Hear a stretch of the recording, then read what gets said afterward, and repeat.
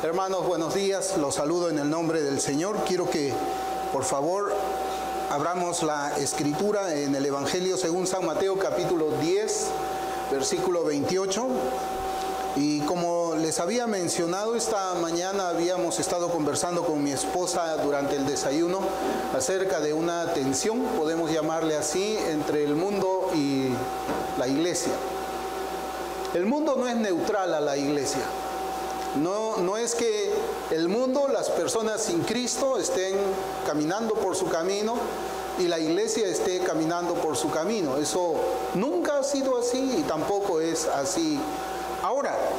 Tal vez la diferencia, hermanos, está en que a veces nosotros no percibimos cómo es que el mundo ataca los valores cristianos, cómo es que el mundo procura minar la fe que nosotros hemos llegado a conocer por la gracia del Señor. Habíamos mencionado, por ejemplo, cómo es que en las escuelas, desde la más temprana edad, se enseña acerca de la evolución. Se enseña la posición de que hubo una explosión.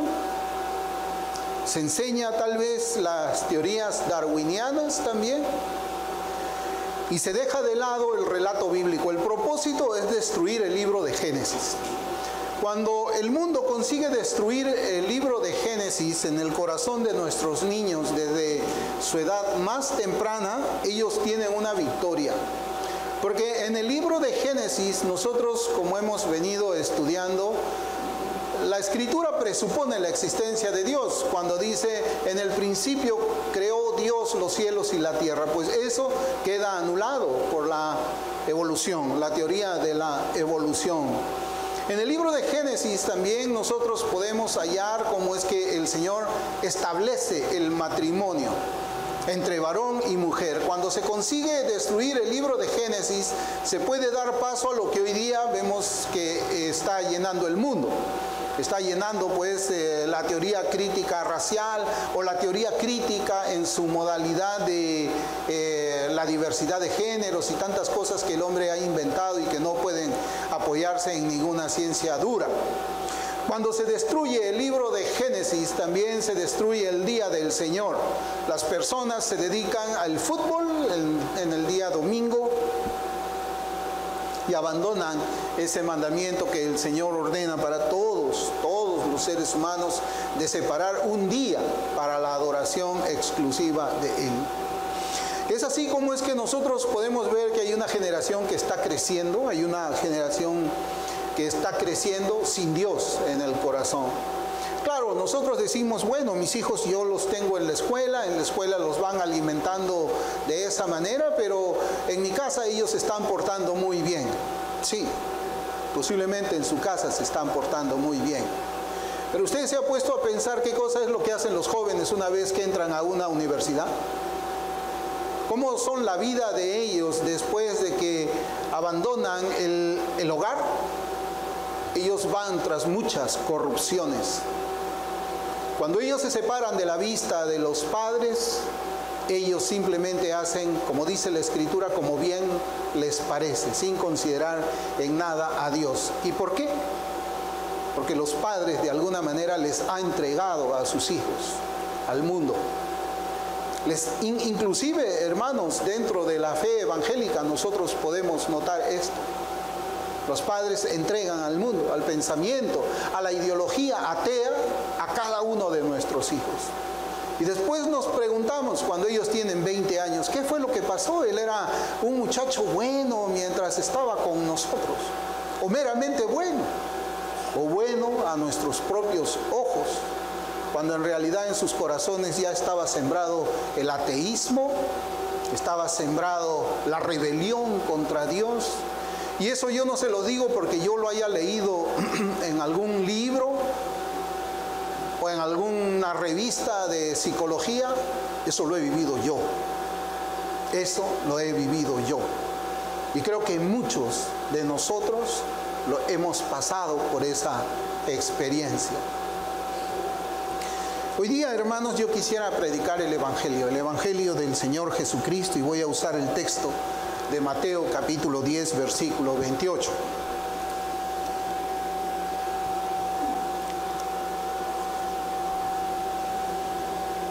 La Escritura dice: y no temáis a los que matan el cuerpo, mas el alma no pueden matar. Temed más bien a aquel que puede destruir el alma y el cuerpo en el infierno. El Señor bendiga su palabra. Y yo he titulado, hermanos, a este mensaje evangelístico: solo Cristo libra el alma del infierno. Y hoy día yo voy a hablar mucho del infierno. Casi el 75% de esta exposición va a ser acerca del infierno, porque está en la Escritura. Esa palabra infierno está en el Antiguo Testamento y está en el Nuevo Testamento. Y lo que pasa, hermanos, es que la imagen de Cristo, que es proyectada por el mundo que lo aborrece, como ya les había comentado, porque el mundo no es neutral. El mundo no es neutral. El mundo quiere atacar en todo momento la fe cristiana. Lo hace de una manera directa o lo hace de una manera muy superficial, como yo les había estado hablando en la introducción a este tema. El mundo aborrece a Cristo y la iglesia desconoce a Dios. El mundo aborrece a Cristo y la iglesia desconoce a Dios. De tal forma de que Cristo se le presenta como una persona que es todo amor e incapaz de enviar a alguien al infierno. Eso es lo que la mayoría de personas creen. Dios es incapaz de enviar a alguna persona al infierno. Ese es el pensamiento que ocupa la mente y el corazón de muchos quienes nunca han abierto la Escritura, nunca han leído siquiera un libro completo de las Sagradas Escrituras por su cuenta, pero ellos terminan creyendo lo que les han contado, de que aun cuando una persona muere en rebelión con el Señor, va al cielo. Y a mí me ha tocado, hermanos, ver cómo personas así, cuando se les entierra, cuando están en el funeral, ya cuando están prontos a meter la caja dentro de la fosa, sueltan unos globos blancos que están llenos de helio, me parece, y esos globos blancos están elevándose hacia el cielo y ellos dicen: mira, esa es su alma que está yendo hacia Dios, ¿no? Unos globos blancos. Cuando la persona que está en ese cajón es una persona que vivió y murió en rebelión al Señor. Pero esa es la fantasía, pues, que todo el mundo quiere creer sin leer la Escritura. Todos los que mueren, ha sido una buena persona, ha sido alguien que nunca le ha hecho daño a nadie, ha sido un buen hijo, y creen que sin Cristo pueden llegar al cielo. ¿De dónde sacan esas ideas? ¿Quién ha dicho que eso es así? De Cristo se habla ahora como alguien que tolera la iniquidad. Tolera, esa es la palabra, tolera la iniquidad, tolera la borrachera, tolera la fornicación, tolera que sean los padres deshonrados, tolera que el día del Señor todos vayamos al estadio a ver el fútbol, tolera el pecado. Es un Cristo impotente, es un Cristo impotente. Y a pesar de toda la suciedad del pecado en el que el ser humano se deleita, se piensa de que el Señor termina llevándolos tal y como están al cielo, donde está el Dios que es 3 veces santo, donde los arcángeles ni siquiera pueden mirar su gloria porque es tan santo y vive en una luz inaccesible y pura. Pero sin embargo se dice: no, sí, está en la presencia de ese Dios.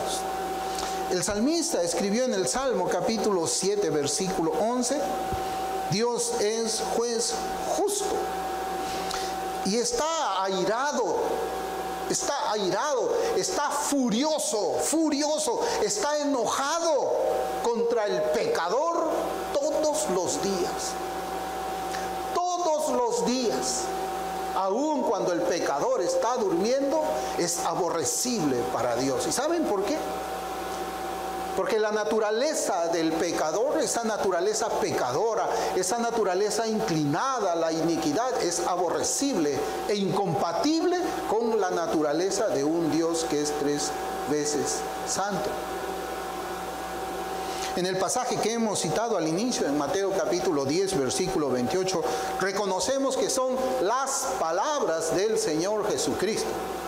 Las palabras del Señor Jesucristo. En realidad, Cristo habló durante su ministerio terrenal aquí en la tierra hace 2000 años. Él habló muchísimo más del infierno que del cielo. Y eso debería ser una alarma para cualquier persona que puede abrir la Escritura y usar su entendimiento para comprender las palabras que Dios ha inspirado ahí. Cristo habla más del infierno que del cielo.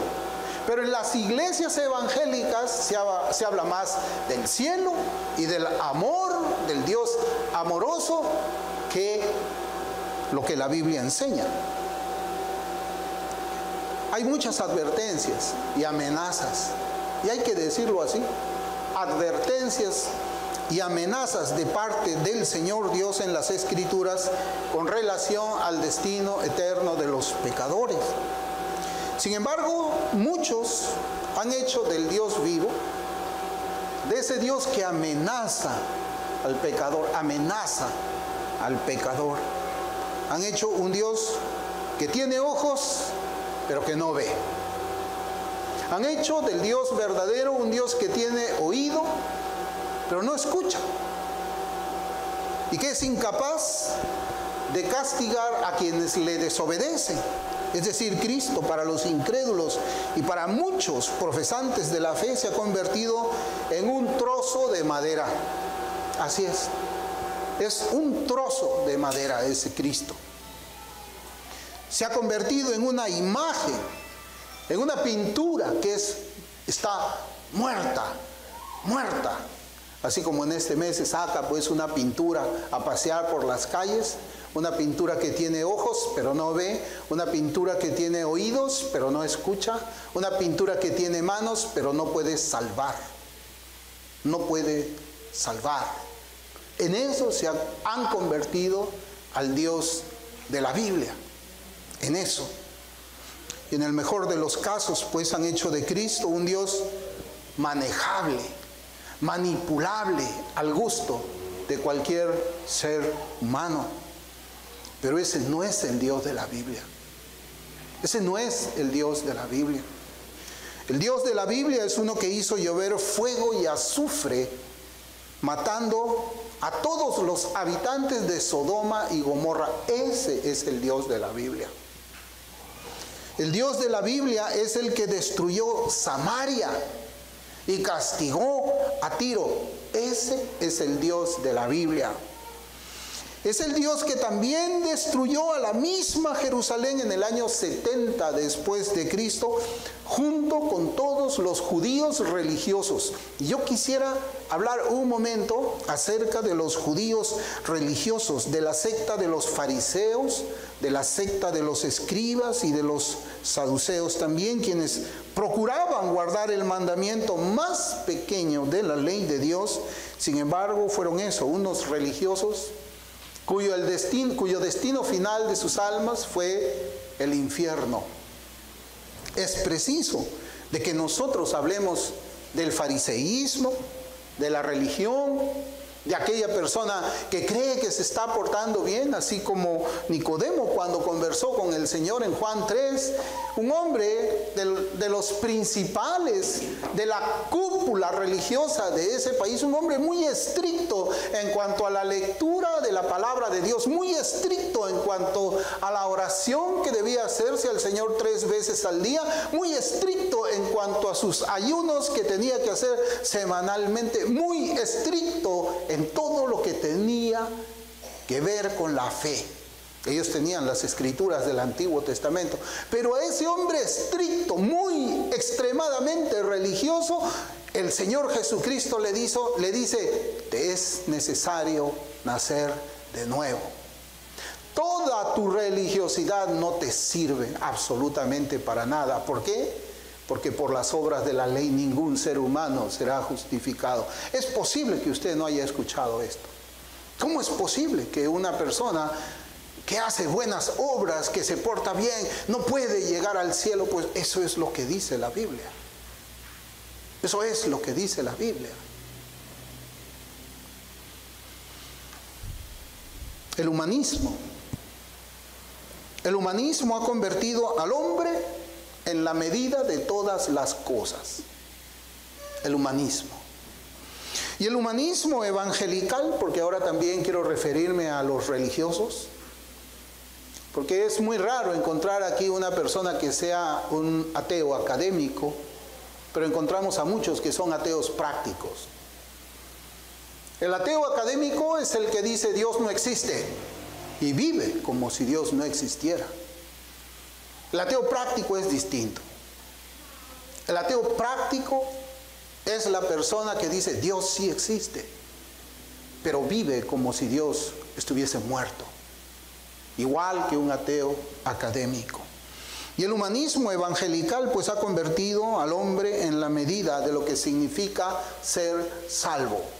No la escritura, sino el hombre. Y el religioso evangelical dice, al igual que el moralista es una clase de religión también, él dice, yo soy una buena persona, no le he hecho mal a nadie y por lo tanto merezco el cielo. Eso es un pensamiento humanista, eso no sale de las escrituras, no sale de las escrituras. Los judíos religiosos, al igual que los incrédulos religiosos, creían que era suficiente un poco de buenas obras. Un poco de buenas obras. Ellos creían que era bastante, era muchísimo ya asistir una vez al año a una iglesia evangélica. Eso ya es suficiente, eso es un exceso. Un exceso también participar de ciertas actividades que tienen que ver con la fe evangélica. Ellos decían que para llegar al cielo era necesario hacer todo eso sin la necesidad de arrepentirse completamente. Ese es un pensamiento humanista que no está en las escrituras. Ese es un pensamiento diabólico. Porque así como usted no puede ser 99% fiel a su esposa, tampoco una persona puede ser 99% fiel a Dios e ir al cielo. El fariseo. ¿Cuántas veces quizás se le llama fariseo equivocadamente a aquella persona que obedece al Señor de una manera espiritual y con un corazón gozoso, agradable, agradecido hacia el Señor? Pero ya que hablo del fariseo y estoy hablando de lo que es la religión falsa, es preciso que yo comente quién es un fariseo. ¿Quién es un fariseo? Fariseo, y voy a citar las escrituras, es aquella persona que diezma la menta y el eneldo y el comino. Es lo más pequeño, ¿verdad? Es lo más fácil de hacer. Diezmar lo chiquito. Dar de lo que no te duele. Das poco y crees que diste mucho, ¿no? Ese es el pensamiento del mundo. Das poco, pero crees que diste mucho. El fariseo es el que diezma, pues, la menta, el eneldo y el comino, y deja lo más importante de la ley, que es la justicia, la misericordia, la fe. ¿Y dónde dice eso? En Mateo 23, 23. El fariseo escoge cuál mandamiento debe obedecer y cuál mandamiento debe desobedecer. Esa es la característica de un fariseo. Esta parte sí, yo le voy a obedecer a Dios. Esto de acá no. Esto de acá se opone a mis planes, se opone a mi gusto, se opone a lo que me agrada en la carne. Yo no estoy dispuesto a dejar esto. Esto sí, yo lo voy a obedecer. Él es un fariseo. Esa es la manera como es que se conduce una persona que tiene una religión de etiqueta nada más y que quiere manejar, quiere moldear a Dios. Piensa que darle a Dios poco, ya le dio mucho. Con esa miseria de su vida sin esfuerzo que le da al Señor, cree que ya está en el cielo. Fariseo. Fariseo es aquel que cuela el mosquito y se traga el camello. Mateo 23, 24. El fariseo es aquel que limpia lo de fuera del vaso, pero por dentro está lleno de robo y de injusticia. Mateo 23, 25. El fariseo es el que toma un poquito de religión, generalmente lo externo, para que los demás te vean. Mira cómo me porto bien delante de mi mamá y de mi papá. Mira cómo soy muy educado dentro de la iglesia. Mira cómo camino con mi Biblia en la mano. Mira cómo canto los himnos al Señor, pero por dentro están llenos de toda podredumbre. De toda podredumbre. Y esas son palabras del Señor. Aquí Él está hablando de la hipocresía, porque en todo el capítulo 23 comienza Él a acusar a esos hombres religiosos como hipócritas. El fariseo es aquel que se muestra justo delante de los hombres, pero por dentro están llenos de hipocresía y de iniquidad. Mateo 23, 28. Entonces, fariseo no es la persona que obedece al Señor de una manera alegre por la salvación que ha recibido de Cristo. El fariseo es el hipócrita. El que vive con un pie en la religión y el que vive con el otro pie en el mundo. El fariseo necesita el evangelio de Cristo. Necesita un Salvador. Porque sin ese Salvador nunca va a poder practicar esa religión que agrada al Señor Jesucristo. El fariseo, como está narrado en Lucas 18, es aquel que dice: Dios, te doy gracias porque no soy como los otros hombres, ladrones, injustos, adúlteros, ni aun como este publicano. El fariseo es el que dice: yo no soy un ladrón como el que está allí. El fariseo dice: yo nunca he pisado un penal en mi vida, ni siquiera una comisaría. Yo siempre he sido un hijo ejemplar. Yo siempre he sido un hijo obediente, así como esa parábola del hijo pródigo también, donde se representa precisamente a un fariseo, el que guarda en su carne ciertos aspectos de la ley, pero su corazón nunca se lo entrega al Señor Jesucristo, sino que en su corazón todavía están anclados todos esos deseos pecaminosos que Dios aborrece.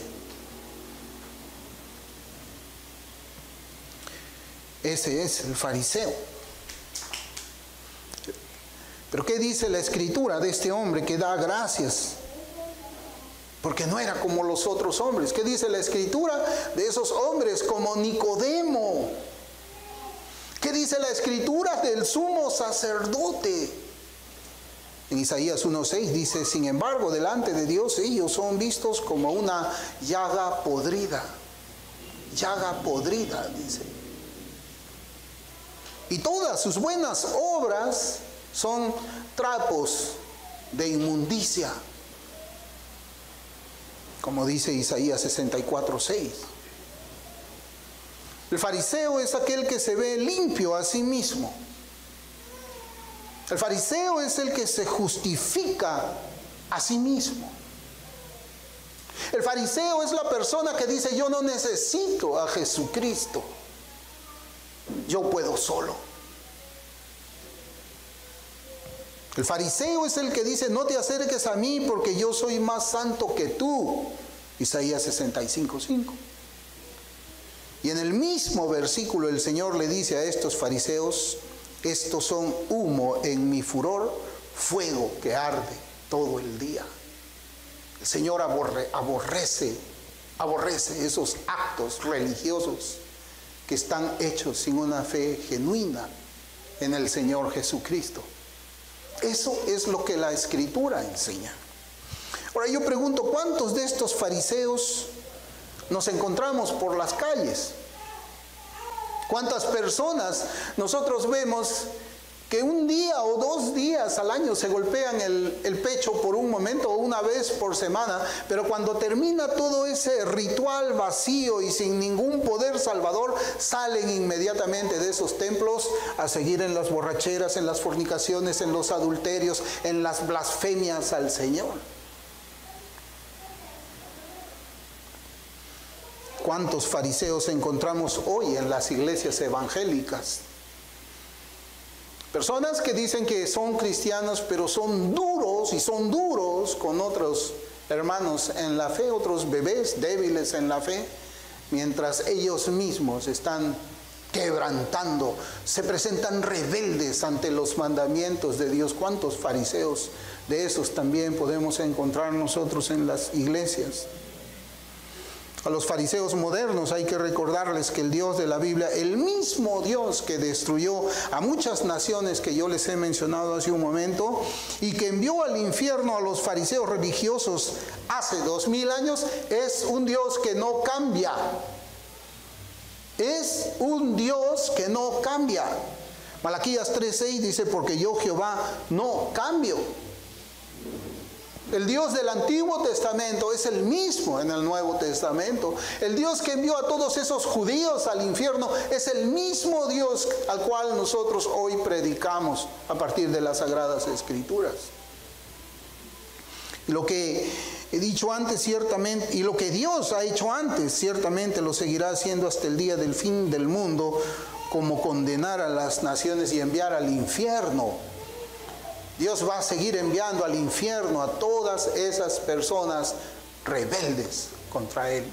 Dios va a seguir enviando al infierno a todas las personas que mientras están vivos no confiesen a Cristo como Salvador. Dios va a enviar al infierno a todas las personas que no se arrepientan sinceramente y completamente de sus pecados y pongan su fe en el Señor Cristo. Dios va a seguir haciendo eso. Y téngalo por seguro, porque Dios no es un Dios que cambia. Entonces, hablar de Dios como una persona que jamás te enviará al infierno por tus rebeliones es hablar de un ídolo creado en tu propia imaginación.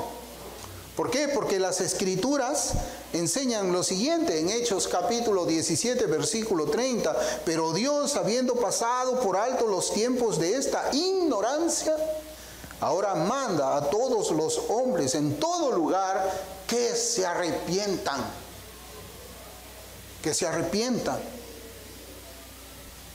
¿Usted sabe por qué Cristo sufrió tanto en la cruz? ¿Sabe por qué es que Cristo sufrió, padeció, inclusive antes de llegar a la cruz? ¿Por qué es que el Señor Jesucristo llegó al pretorio? ¿Y por qué ahí los soldados romanos les desgarraron la piel con unos látigos que terminaban en sus puntas con metales y huesillos hasta hacerlo desangrar, casi a ponerlo al punto de la muerte misma? ¿Saben por qué Él sufrió tanto? En Isaías 53...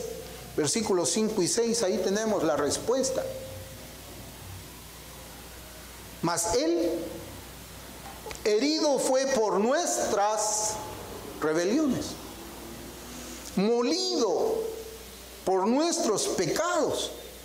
El castigo de nuestra paz fue sobre Él y por su llaga fuimos nosotros curados.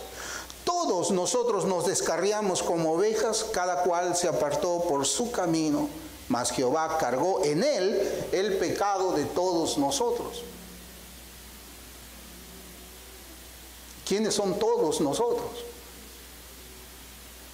Porque es muy fácil decir, ¿verdad? Como nosotros escuchamos, Cristo murió por todo el mundo. Oh, qué bueno, Cristo murió por mis pecados. Entonces yo puedo vivir aquí en la tierra como a mí me plazca y ya tengo asegurado el cielo. Mentira. En ningún lugar de las Escrituras se enseña de esa manera. Que Cristo cargó el pecado de los hombres o de cierta clase de hombres para que esos hombres puedan vivir todavía en la iniquidad. Lo que este pasaje nos enseña es que Dios castigó en él el pecado de todos los que se arrepienten. El pecado de todos los que se arrepienten, no del rebelde. El rebelde terminará en el infierno. El rebelde, el que no obedece la voz del Señor, que lo llama al arrepentimiento, terminará en el infierno. Por eso es que yo les comencé hablando a ustedes acerca del religioso también. El que se acerca a una iglesia evangélica de vez en cuando y sin un corazón dispuesto a buscar al Señor, simplemente lo hace por su reputación, para que sus hijos lo vean. Mis hijos tienen que ver que yo voy a la iglesia. Sí, pero ¿cómo vives en tu casa? ¿Cómo eres allí? Porque tus hijos no van a ver lo que tú haces en la iglesia, sino van a ver lo que tú haces en tu casa. El Señor fue castigado por el Padre, no por los pecados de todo el mundo, sino por los pecados de aquellos quienes han abandonado su propia justicia. Por aquellos que se ven como pecadores delante de Dios y han suplicado por la misericordia para sus almas, solamente por ellos. Cristo murió por los pecadores. Si usted se ve como pecador, necesariamente va a tener que acudir al Señor a pedir perdón por esos pecados. Si usted se apoya en su justicia propia, si usted cree que sus buenas obras, que no son buenas, ya dije que son trapos de inmundicia, eso lo va a salvar, pues eso no está en la Biblia. Si usted cree que portándose bien usted puede ir al cielo, eso no está en la Biblia. Si usted cree que siendo un buen empleado, honesto, trabajador, va a ir al cielo, eso no está en la Biblia. Yo no sé a qué cielo irá usted, pero lo cierto es que el cielo que usted se ha inventado en su mente no existe. No existe. Para llegar al cielo, al único cielo del cual yo les estoy hablando ahora, es necesario verse como pecador. Es necesario buscar al Señor Jesucristo para rogarle: Señor, ten misericordia de mí. Señor, ten misericordia de mí, perdona mi iniquidad, límpiame, lávame. Yo lo que he notado es que hay muchas personas engañadas que dicen: yo todavía tengo muchos años por delante. Todavía tengo muchos años por delante, más adelante me arrepentiré. Bueno, yo tengo casi 60. Yo no sabía que el Señor me iba a bendecir con tantos años de vida, pero me ha tocado ver a mí, familias mías, morir antes de cumplir 10 años, morir antes de cumplir 20 años, morir antes de cumplir los 30 años. Quizás esta pandemia ha sido una señal de gracia del Señor para recordarnos que la muerte nos puede estar esperando a la vuelta de cada esquina. Y que quizás hoy día sea el último día en que te permite la gracia de Dios vivir aquí en la tierra. Vivir. El COVID no es tan mortal como usted cree. Las personas mueren más de cáncer. Las personas mueren más de un ataque al corazón. Las personas mueren más por accidentes que de COVID. Si el Señor te ha permitido a ti pasar este tiempo en salud, o si has estado enfermo y el Señor en su gracia te ha mantenido con vida hasta ahora, es porque Él tiene misericordia hacia ti. Si el Señor ha guardado tu casa y tu familia hasta este día, no es quizás porque apruebe la manera como es que tú vives, sino porque te está dando otra oportunidad, y quizás la última, para que acudas a Él.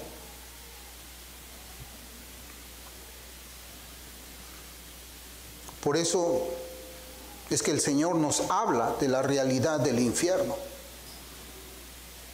El infierno existe.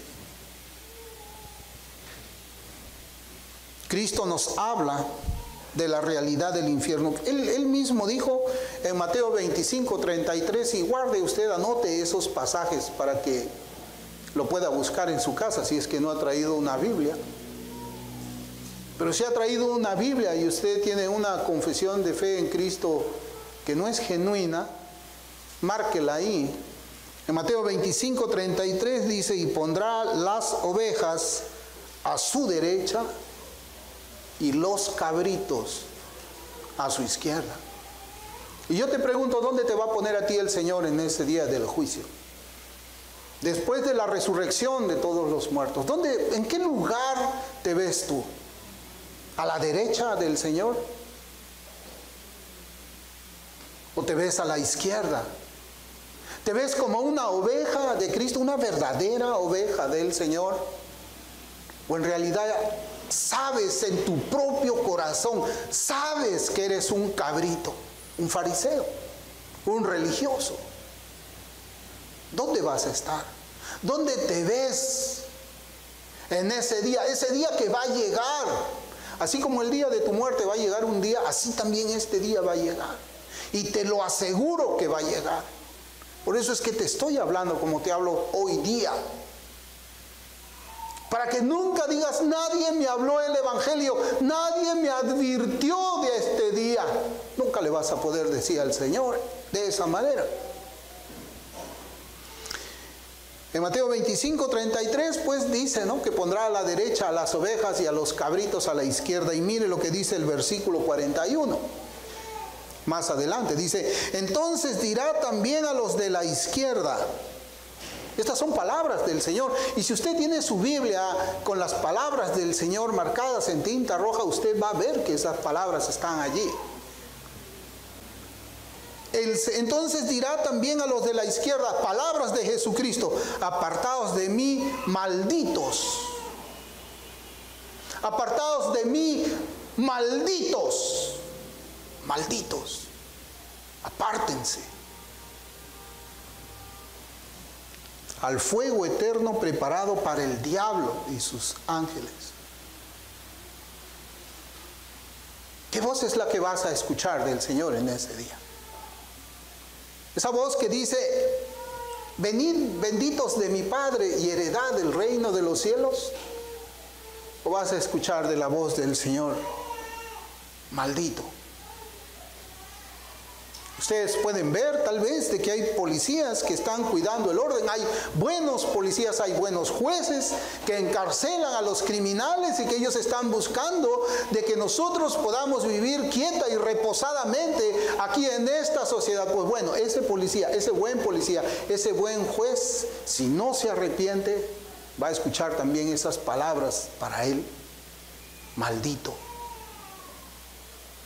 A ese hijo que nunca faltó el respeto a sus padres, a ese hombre que fue un buen trabajador, pero que nunca se acercó al Señor pidiéndole misericordia por su alma, ellos también van a escuchar esa palabra, malditos. Y aquella persona que se considera una excelente persona va a terminar en el mismo lugar que Abimael Guzmán Reynoso. En el mismo lugar, porque tanto uno como el otro son malditos delante del Señor, porque despreciaron a su Cristo y pensaron que ellos solos podían salvar sus propias almas. Y es algo curioso para mí, ni siquiera podemos curarnos una muela por nosotros mismos, pero creemos que podemos curar nuestra propia alma. ¿En qué lado del Señor estarás tú en el día del juicio final? ¿En qué lado? ¿Qué palabras son las que ya están sonando en tu oído? Tú sabes qué palabra es la que va a sonar en tu oído. Maldito. Pero sabes, el Señor todavía tiene misericordia y la muestra en este día, porque si yo te estoy hablando a ti la realidad del infierno, la realidad de las palabras de Cristo, del Señor, de la gloria, es para que te arrepientas. La palabra infierno. La palabra infierno que citan las escrituras del Nuevo Testamento se refieren a un lugar llamado Gehenna, Si era conocido ese lugar en los tiempos del Nuevo Testamento. Y el pastor John Gill decía de que había un lugar muy conocido cerca de Jerusalén, un valle cuyo fuego nunca se apagaba y en el cual quemaban los huesos de cualquier cosa inmunda y cadáveres muertos y otras contaminaciones. ¿Sabes qué cosa eran esas otras contaminaciones de la cual habla aquí el pastor Gill y que usted puede buscar en cualquier diccionario bíblico?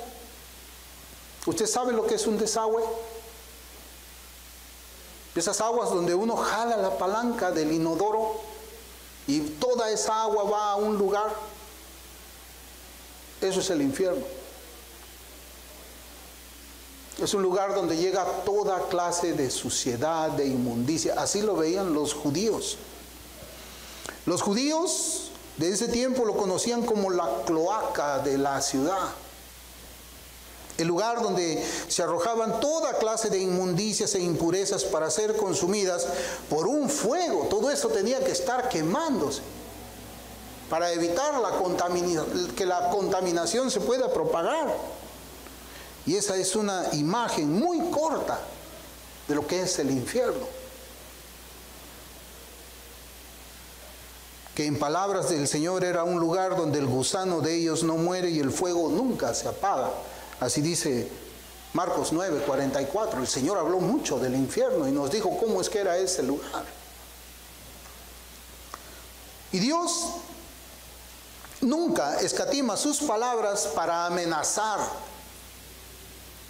Pero ¿cómo? Dios amenaza. Dios amenaza. Dios amenaza en su palabra. En Isaías capítulo 5, versículo 14, si lo anota ahí.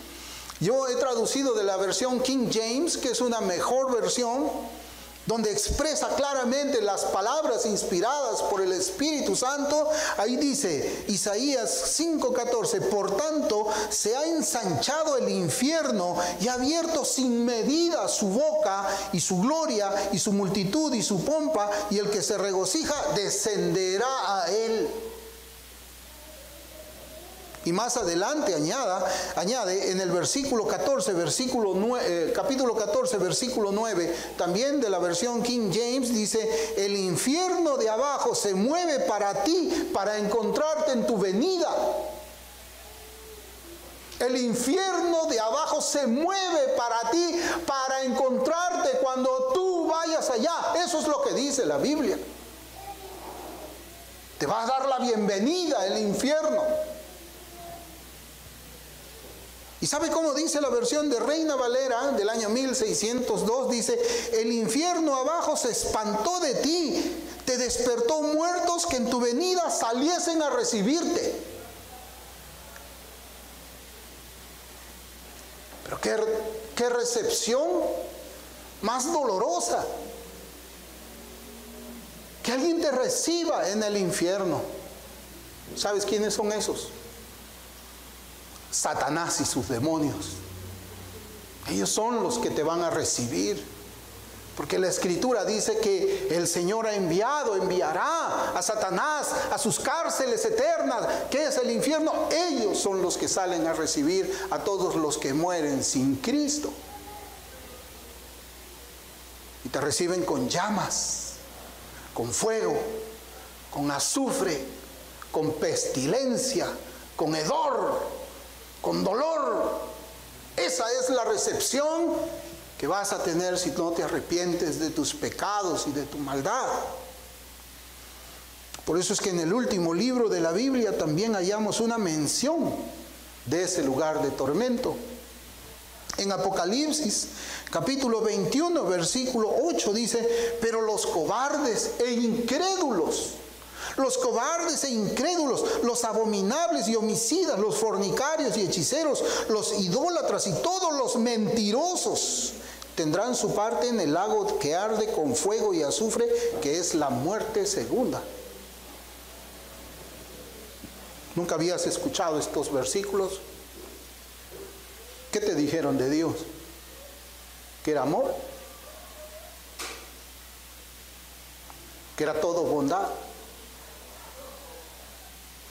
¿Qué mentira te contaron? ¿O qué mentira has querido creer tú?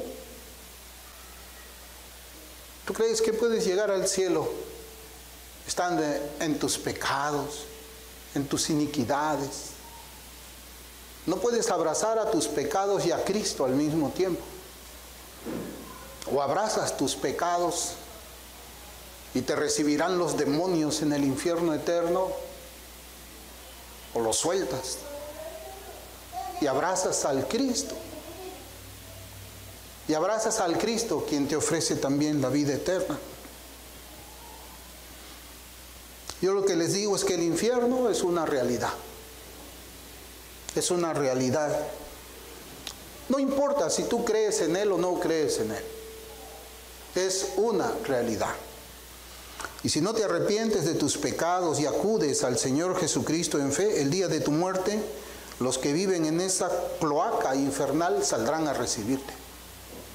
Saldrán a recibirte. Y no estoy tratando que las personas rebeldes contra Dios escapen del infierno para buscar a Cristo. Yo solamente estoy tratando de predicar lo que dice la Biblia acerca del infierno, con la esperanza que Dios use este mensaje y obre en el pecador convicción de pecado. El infierno es un lugar verdadero. Y yo no quiero que vayas al infierno. Así como Dios tampoco lo quiere. El Señor Jesucristo dice en Juan 6:37, todo lo que el Padre me da vendrá a mí, y al que a mí viene no le echo fuera. Al que a mí viene no le echo fuera. Miren esas palabras de esperanza. Al que a mí viene no le echo fuera. No salvarte por tus buenas obras, es ir a Cristo. Cristo es el Salvador. La salvación está en Él y solamente en Él.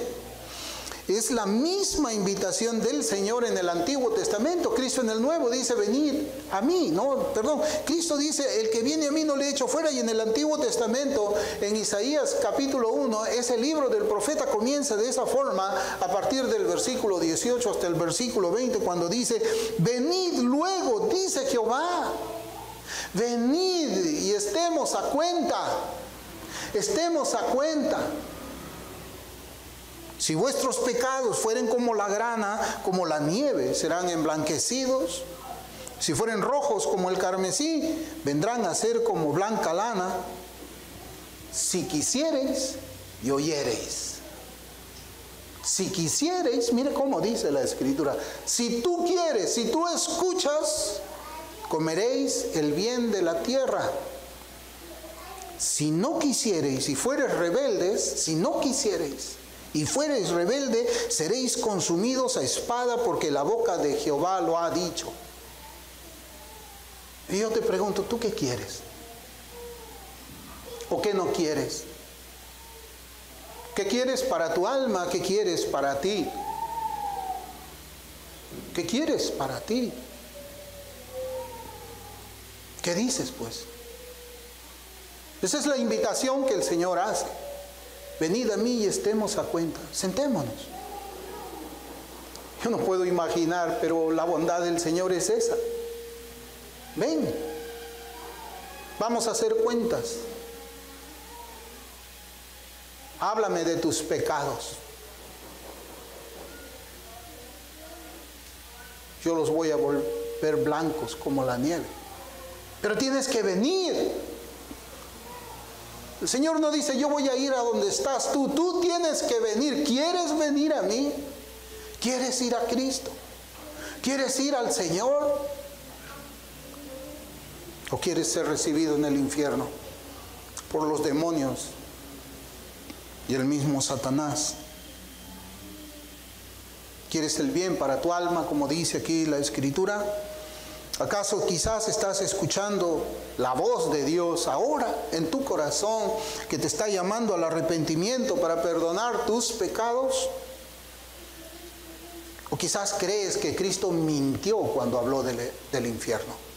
¿Tú crees que Cristo mintió cuando Él habló tantas veces del infierno? Pues si tú crees que el infierno no existe, entonces tampoco existe el cielo.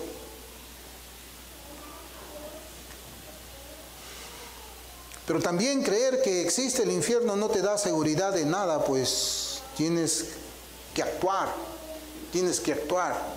para el bien eterno de tu alma. Como yo te decía, ¿no? Quizás tú dices que hoy todavía quieres disfrutar del pecado un poco más. Quieres disfrutar del pecado, pero si hoy no te arrepientes, ¿por qué crees que mañana sí te vas a arrepentir? Si hoy día desprecias a Cristo, si hoy día desprecias el llamamiento que Dios te hace,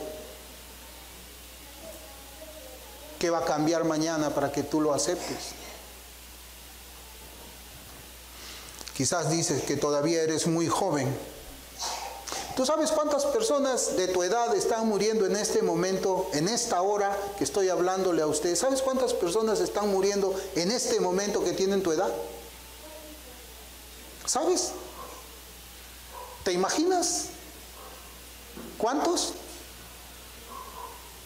¿Te imaginas cuántos en este momento, personas que quizás han nacido también el mismo día que tú has nacido, están siendo bienvenidos en ese lugar de hedor, de fuego, azufre, en ese lugar pestilente, bienvenidos para toda la eternidad?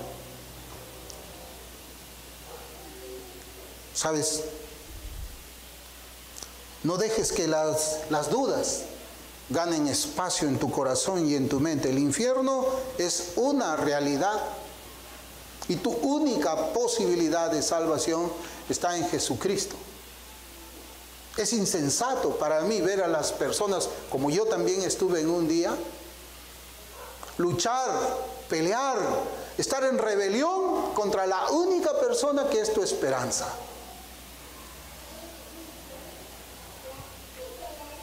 Piensa por un momento, si el infierno no existe, entonces la muerte de Cristo en la cruz no tiene ningún sentido. El Calvario es un hecho que se ha registrado en la historia universal. Lo que ocurrió en esa cruz hace 2000 años es un hecho real. Cristo es un hecho, es una persona histórica. Vivimos en el año 2022 después de ¿qué? De Cristo. La cruz es real. Los padecimientos del Cristo fueron verdaderos. Entonces el infierno es real. La salvación de tu alma es una necesidad, una necesidad. Juan el Bautista en su predicación le decía a los fariseos religiosos, aquellos que creían que eran buenas personas, a los que se creían hombres merecedores del cielo, él les dijo esta pregunta, y yo también se las hago a ustedes. ¿Quién os enseñó a huir de la ira venidera? ¿Quién os enseñó a huir de la ira venidera? Pues bien, hoy día yo les he predicado lo que la palabra de Dios enseña para huir de la ira venidera. Hoy día yo les he predicado a ustedes el Evangelio, el estado natural de sus vidas y la necesidad de salvación de cada persona. Les he predicado la palabra de Dios para evadir esa situación horrible de caer en las manos del Dios vivo estando en tus pecados.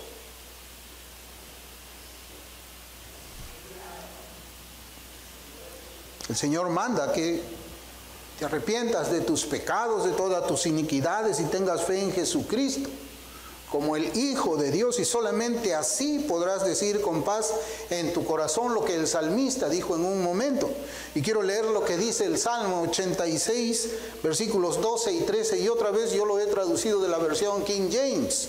Ahí dice: te alabaré, Jehová, Dios mío, con todo mi corazón, y glorificaré tu nombre para siempre, porque grande es tu misericordia para conmigo, y has librado mi alma del abismo del infierno. Has librado mi alma del abismo del infierno. ¿Quieres tú también cantar igual que el salmista estas mismas palabras? Solamente en Cristo hay salvación.